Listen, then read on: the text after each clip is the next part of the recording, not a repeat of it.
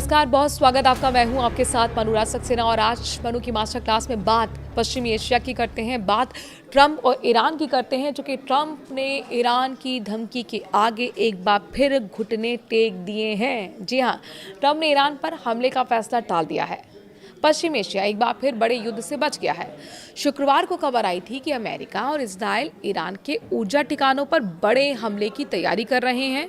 शनिवार को अमेरिका ने अपने नागरिकों को पश्चिम एशिया से कभी भी निकलने के लिए तैयार रहने की सलाह दे दी थी, जिसके बाद मामला गंभीर माना जा रहा था।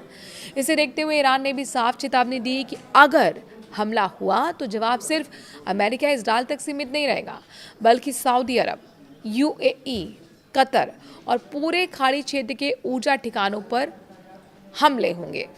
यानी जितना धमकी अमेरिका दे रहा था, उससे ज़्यादा धमकी ईरान ने भी दे दी थी।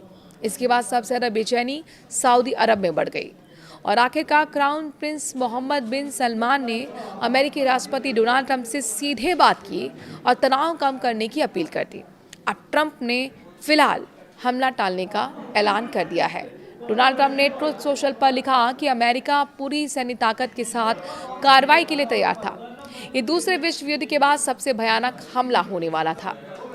लेकिन ईरान और पश्चिम एशिया के अन्य देशों की ओर से बातचीत का रास्ता अपनाने का अनुरोध किया गया। ट्रंप के मुताबिक अगर तेजी से समझौता हो जाता है और स्ट्रेट ऑफ हॉर्मुज़ पूरी तरह से खोल दिया जाता है और ईरान के परमाणु कार्यक्रम पर समाधान निकलता है, तो अमेरिका हमला नहीं करेगा। हम हमला फिलहाल के लिए रोक रहे हैं।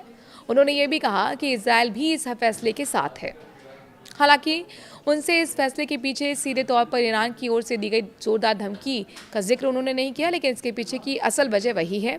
ईरान ने विदेश मंत्री अब्बास अरागची के जरिए सऊदी, पाकिस्तान और तुर्की को साफ संदेश दिया था कि अगर अमेरिका या इजराइल ने हमला किया तो किसी क्षेत्रीय देश ने उनकी मदद की तो उसे भी वो जमकर जवाब देंगे। इसके बाद ईरान के शीर्ष सुरक्षा प्रतिष्ठानों से जुड़े नॉर न्यूज़ ने दावा किया है कि अमेरिकी हमले की स्थिति में सऊदी और यूएई के तेल फार्म्स, कतर के गैस फील्ड, इजराइल की ऊर्जा ढांचों को निशाना बनाया जाएगा। यहाँ तक कहा गया था कि सब कुछ राख हो जाएगा। यही वो चेतावनी थी जिसने सऊदी की चिंता को बढ़ा दिया। एक्सियोस की रिपोर्ट के मुताबिक अमेरिकी अधिकारियों ने कहा कि सऊदी क्राउन प्रिंस मोहम्मद बिन सलमान ने ट्रंप से शनिवार को फ़ोन पर बात कर संभावित हमले पर चिंता जताई और सैन्य कार्रवाई रोकने की अपील की। उन्होंने अमेरिका से प्लान की स्पष्ट जानकारी भी मांगी। सिर्फ सऊदी नहीं, बल्कि कतर, यूएई और तुर्की और पाकिस्तान भी लगातार अमेरिकी और ईरान दोनों पर तनाव कम करने का दबाव बना रहे थे। अमेरिका और इजराइल ईरान पर बड़े हमले की तैयारी में थे। अमेरिकी दूतावास ने अपने नागरिकों को पश्चिम एशिया छोड़ने के लिए तैयार रहने के लिए सलाह भी दी थी। एक एडवाइजरी भी जारी कर दी गई थी। जवाब में ईरान ने सऊदी, यूएई, कतर और इजराइल के ऊर्जा ठिकानों पर हमले की चेतावनी दी। अब ट्रंप ने फिलहाल अपने कदम पीछे कर लिए हैं और हमला टालने का खुलकर ऐलान भी कर दिया है।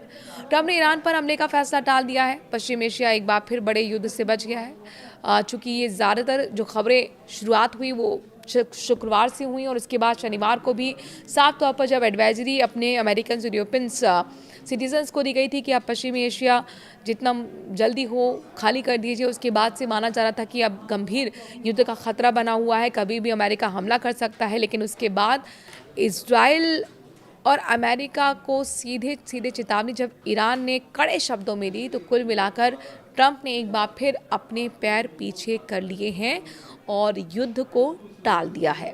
ये पूरी दुनिया के लिए, खासतौर पर पश्चिमी एशिया के लिए एक राहत की खबर है। आप इस मुद्दे पर क्या कुछ कहना चाहते हैं? अपनी राय ज़रूर दीजिए। नमस्कार।